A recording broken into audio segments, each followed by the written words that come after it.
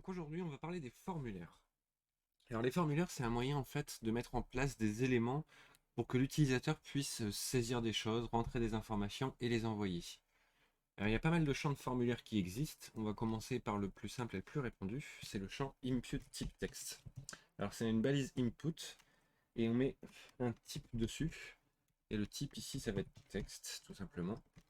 Et la plupart des balises de formulaires sont des balises auto-fermantes, comme on a déjà pu voir avant avec une autre balise. Et quand on lance, du coup, ça donne un champ ici dans lequel l'utilisateur peut saisir. On peut définir une valeur par défaut. Pour ça, il suffit tout simplement de mettre value. Par exemple, on peut mettre bonjour, sans faire de faute. Et là, quand on va le lancer, par défaut, du coup, la valeur écrite dedans est bonjour. On peut la modifier comme on veut. On a ensuite un autre champ assez similaire. Celui-là, c'est pour faire de la saisie de texte sur une ligne. On a un champ pour faire de la saisie de texte multiligne. C'est le text area. Alors celui-là, par contre, c'est pas une balise auto-fermante. Tout simplement parce qu'il n'y a pas d'attribut value. La value se met entre les deux balises. Si je lance, voilà, j'ai mon champ qui est redimensionnable sur la plupart des navigateurs, dans lequel je peux faire la saisie que je veux sur plusieurs lignes. Et je peux écrire directement ici pour avoir une valeur par défaut. Ceci est un texte ligne.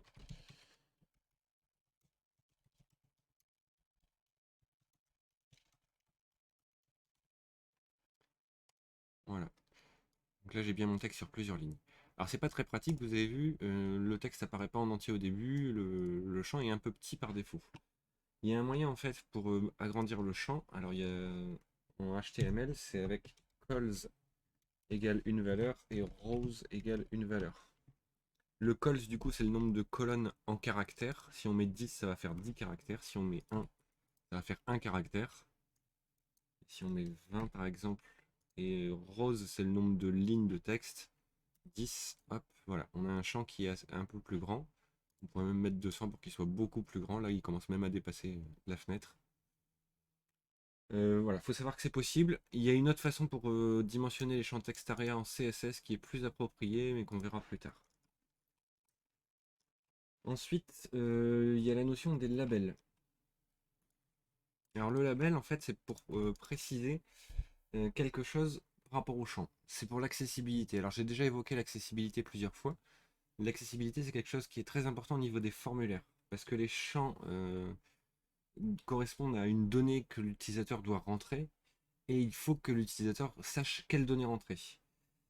Et toute la notion d'accessibilité, en fait, c'est rendre le site web disponible aussi pour les personnes en situation de handicap et les personnes malvoyantes principalement. Donc on va ajouter des informations qui leur permettent de comprendre le site sans vraiment le voir. Ces personnes-là utilisent un logiciel qui permettent de lire le contenu et qui le dit à l'oral, avec un synthétiseur de voix.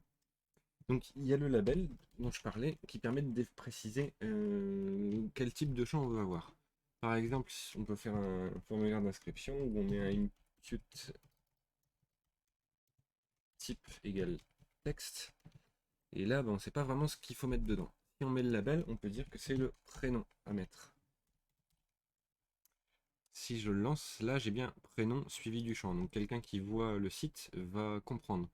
Pour autant, c'est pas encore accessible. Pour être accessible, il faut rajouter un ID sur le champ. Donc on va mettre un ID prénom par exemple. Et dans le label, on va rajouter l'attribut for qui précise pourquoi ce label est fait. Et il faut lui donner du coup l'ID du champ associé, donc c'est le champ prénom. Et là, on a donc un début de formulaire qui est accessible étant donné qu'on a un label et que le label est bien associé à un champ.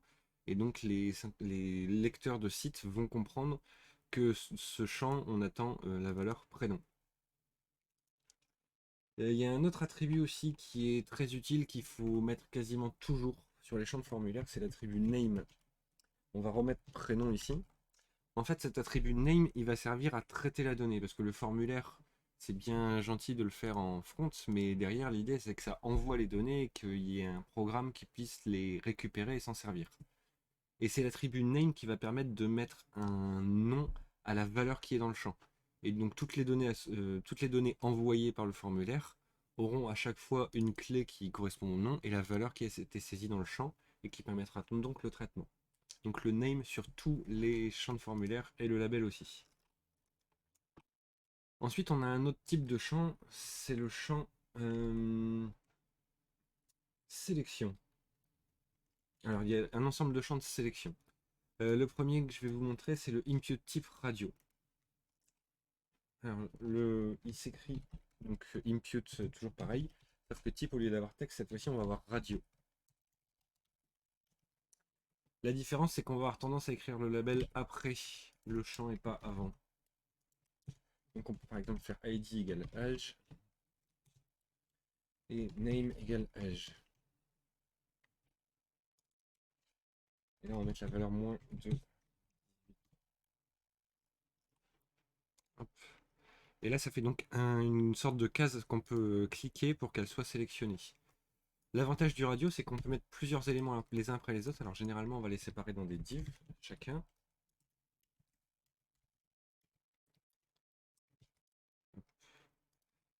Hop. Donc je vais en mettre 3, 4. For âge d'ailleurs. Âge 18. On va mettre âge 18, 35. Âge 35, 55. Et âge 55. Hop.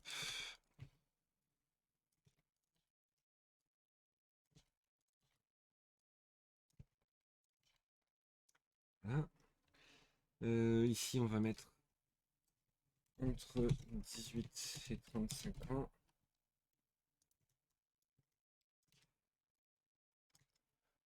Entre 35 et 55 ans. Et plus de 55 ans. Là, si je fais run, du coup, je retrouve tous mes éléments les uns après les autres et je peux en sélectionner un. Et vous verrez qu'avec le type radio, on peut en sélectionner un seul. Peu importe où je clique, à chaque fois, ça décoche le précédent pour cocher celui sur lequel j'ai cliqué. C'est spécifique aux radios et ça ne fonctionne uniquement en fait que pour les champs qui ont le même name. C'est-à-dire que si je fais un champ qui a un name différent, je vais pouvoir le cocher aussi en plus des champs précédents. Et ça permet de faire plusieurs listes différentes. Hop, je vais reprendre un exemple que j'avais préparé. Hop.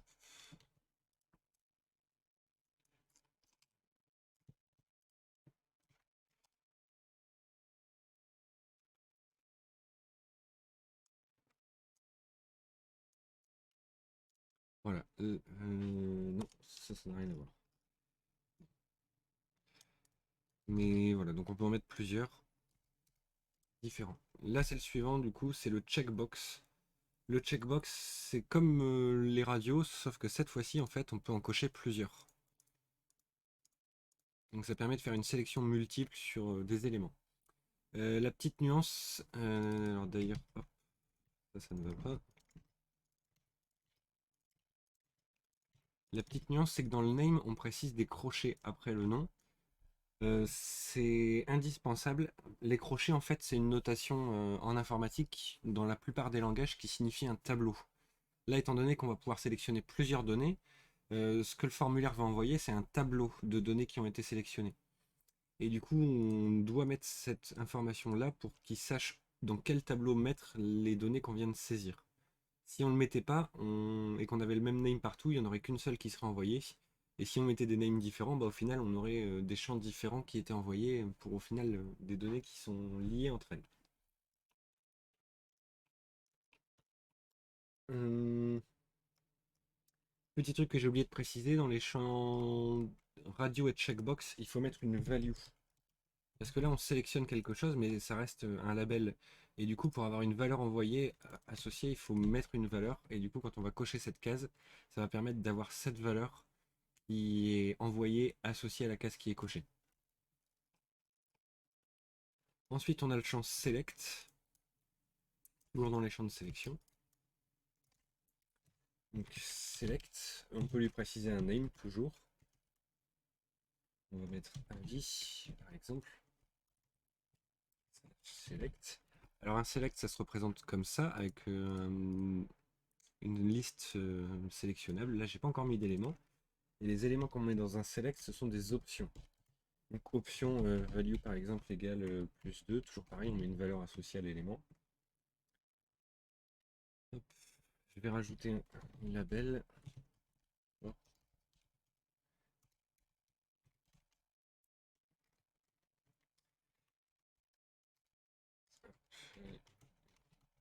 Live.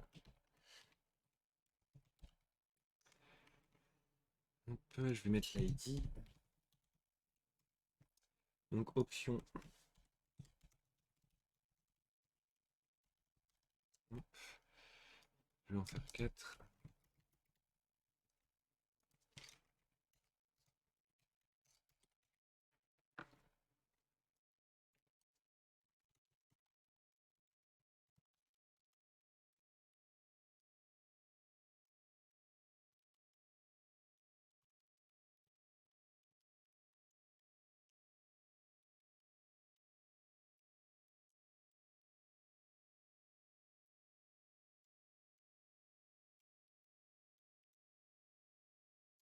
Hop, et on a donc le label avec ensuite la select box dans lequel on peut sélectionner un élément.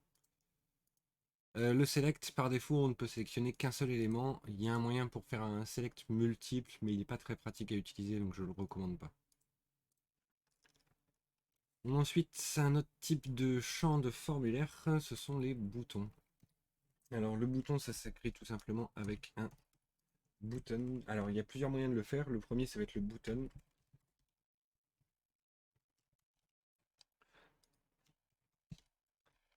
Hop, et on a un bouton sur lequel l'utilisateur peut cliquer.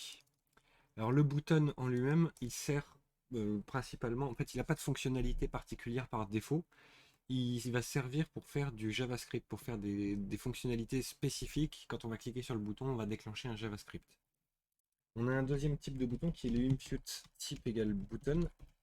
Pareil, alors celui-là c'est une balise auto-fermante par contre, donc le champ on va le mettre dans value. Et c'est toujours exactement pareil, celui-là est fait pour des fonctionnalités spécifiques qu'on va développer en JavaScript. On a ensuite un autre type de bouton qui est le submit. Celui-là il permet d'envoyer un formulaire. Value égale envoyer. Alors je vais reprendre un petit exemple que j'ai préparé. Par exemple un formulaire de contact sur un site. Ici on va avoir plusieurs champs, on a un champ prénom, un champ nom, un champ message. Et ensuite on a un bouton pour envoyer le message. Et quand on va cliquer sur ce bouton, ça va envoyer le formulaire. Alors le bouton submit, il peut être positionné n'importe où dans le formulaire. Mais généralement, on va avoir tendance à le placer à la fin parce que c'est ce qui est le plus pratique pour l'utilisateur pour cliquer une fois qu'il a rempli tout le formulaire. Vous aurez noté, là j'ai rajouté une petite balise en plus qui est la balise forme qui permet justement de créer un formulaire, donc un groupe d'un ensemble de champs de formulaires qui sont regroupés pour être envoyés tous ensemble. Et donc non, il ne faut pas utiliser le button à la place du submit, c'est une mauvaise pratique. Même si le button fait aussi un submit, il n'est pas fait pour à l'origine. On a un autre champ, c'est le input type image, qui fait exactement comme le submit. La différence, c'est qu'on peut lui passer un src, donc une image, qui va servir à la place du bouton. Donc par exemple ici, je colle une image, je fais run, et là, du coup, j'ai mon bouton qui est en fait la forme de l'image que j'ai chargée. Et je peux cliquer dessus pour envoyer le formulaire de la même façon. On précise quand même toujours un value ici pour l'accessibilité, c'est important. Ensuite, on a un bouton reset. Donc le input type égale reset.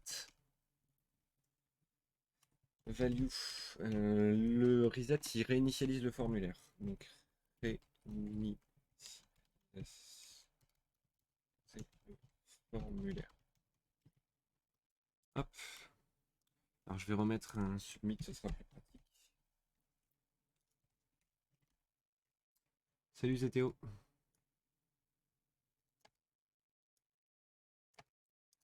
Voilà, donc là on a un bouton de réinitialisation du formulaire. L'idée c'est que l'utilisateur peut saisir et dire au final ça ne me veut pas, je veux recommencer. Il clique sur réinitialiser, ça vide tous les champs. Et ça va même un petit peu plus loin que vider tous les champs parce que si on a des values par défaut, il va reprendre les valeurs par défaut qui ont été au chargement du formulaire. Là par exemple je change, je fais réinitialiser, il me reprend la valeur qui était au chargement. Alors ça ce sont tous les champs de base du formulaire. Après il y a plein d'autres champs qui existent, je vais en faire quelques-uns. Il y a le champ password par exemple. Le champ password il fonctionne presque comme le champ texte. La petite nuance, c'est que les caractères sont pas affichés pour des raisons de sécurité. En fait, les caractères qu'on va saisir ne sont pas affichés à l'écran. Hop. Donc là, si par exemple, je vais mettre comme mot de passe. Si je saisis des caractères, c'est remplacé ici par des points, j'ai l'impression. Après, selon les navigateurs, ça peut être des points, des étoiles ou autre chose. Mais du coup, on ne voit pas les caractères qui ont été saisis ici. Pourtant, j'ai bien saisi des caractères. C'est très pratique dès qu'il y a besoin de sécuriser des informations, donc un formulaire d'authentification par exemple, où la personne saisit son mot de passe, on va éviter d'afficher le mot de passe à l'écran pour que tous les gens derrière puissent le voir.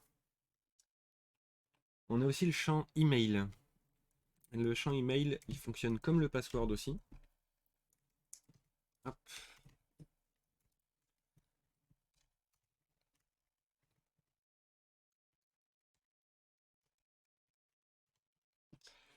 Donc je vais faire un champ email. Le type égale email. Email, ID, email, or email. Donc il fonctionne comme le password, on peut saisir ce que l'on veut dedans. Enfin comme le texte, pardon, on peut saisir ce que l'on veut dedans. La petite nuance, c'est qu'il y a une notion de vérification à l'envoi du formulaire. Donc là, quand on va cliquer sur le submit du formulaire, en fait, il va vérifier si le champ correspond bien à un format email. Et si c'est pas le cas, il va afficher un message d'erreur nous disant attention, il faut qu'il y ait un arrobase dedans. Et il faut qu'il y ait quelque chose après le arrobase aussi. Et là, cette fois-ci, si je fais envoyer, ça va fonctionner. Alors j'ai eu le problème sur le P6 Form is not connected sur le bouton submit qui était un button. J'ai rajouté type button pour qu'il n'y ait plus l'erreur, ça se fait ou pas? Bah dans ce cas-là, autant faire un impute type submit plutôt qu'un button type button.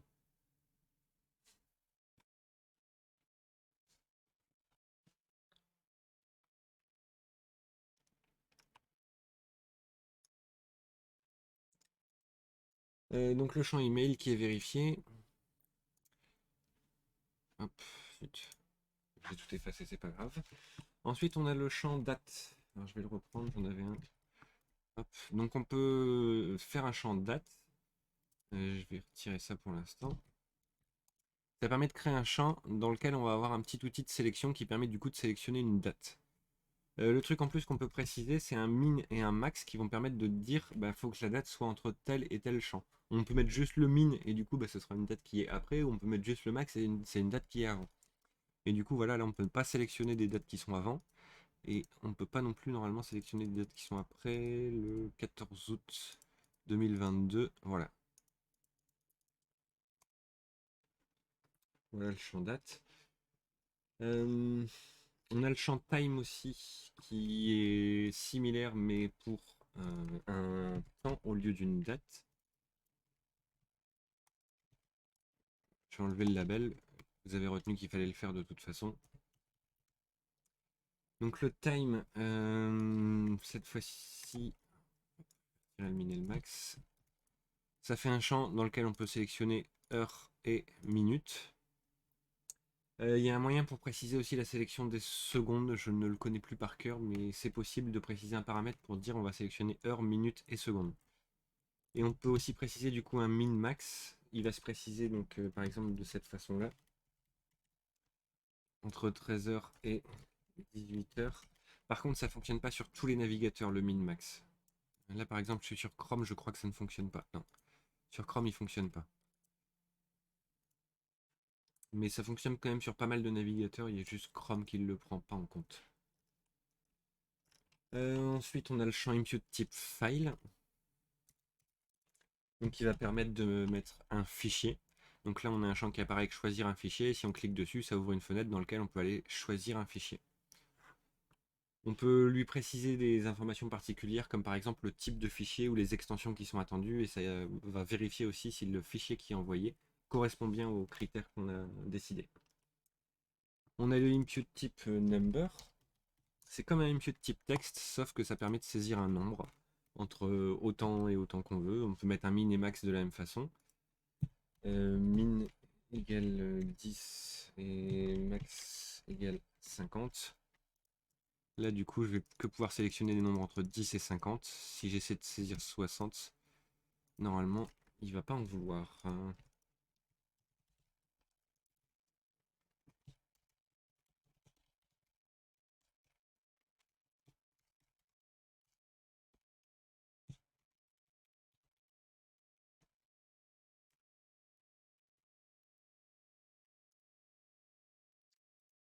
Voilà, cette valeur doit être inférieure ou égale à 50. Si je mets 5, ça doit être supérieur à 10.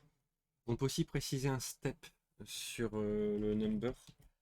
Ça va permettre, par exemple, si je mets step égale 10, ça va faire qu'à chaque fois que je clique sur le bouton, ça augmente de 10 en 10 normalement. Hop. Voilà, 20, 30, 40, 50, etc. Juste faire attention, les caractères, on ne peut pas saisir de caractères. Si j'essaie de taper des lettres, ça ne fonctionne pas, à part le E. Alors c'est une petite particularité. En fait, le E, c'est une notation mathématique qui signifie puissance de 10. Donc par exemple, en fait, si je fais 5, euh, si je fais 5, 2, ça va faire 5 fois 10 puissance 2. Donc en fait, ça va faire 500 comme valeur, ça. Et du coup, le E est bien autorisé parce que il correspond à des puissances de 10 et donc à une valeur qui peut être saisie en nombre. Pourquoi la touche Enter pour que la touche Enter du clavier puisse agir comme en cliquant sur Submit, c'est par défaut ou il existe un attribut pour ça? Je ne sais pas si c'est clair. Le Submit, enfin la touche Entrée fonctionne par défaut quand on est dans n'importe quel champ. Si on fait Entrée, ça fait un Submit, ça envoie le formulaire. Et après, il y a dans les attributs globaux, comme je l'avais dit, la possibilité de faire des raccourcis clavier sur certaines touches ou certaines fonctionnalités. Et on peut très bien mettre la touche Entrée associée au bouton Submit du formulaire. Ensuite, on a le champ URL. Il fonctionne un peu comme le mail, sauf que cette fois-ci, il va essayer de vérifier une URL tout simplement. Je vais reprendre comme j'avais d'ailleurs, ce sera plus pratique. URL. Hop, si je tape n'importe quel caractère, là, il va me dire veuillez saisir une URL. Et si je mets http://www.site.fr, là, cette fois-ci, il me le prend bien. On a enfin le champ color qui permet de faire de la sélection de couleurs. Il est assez récent. Et du coup, ça fait un sélecteur dans lequel on a une palette de couleurs pour pouvoir saisir une couleur. Et la valeur qui est prise par ce champ va être le code hexadécimal associé à cette couleur qui a été sélectionnée. Voilà, on a fait le tour de la plupart des champs de formulaire. Il y en a quelques-uns que je n'ai pas fait parce qu'on les utilise très peu, voire pas du tout. Mais n'hésitez pas à aller voir sur la documentation, il y a pas mal de champs supplémentaires qui existent et qui peuvent vous servir à l'occasion.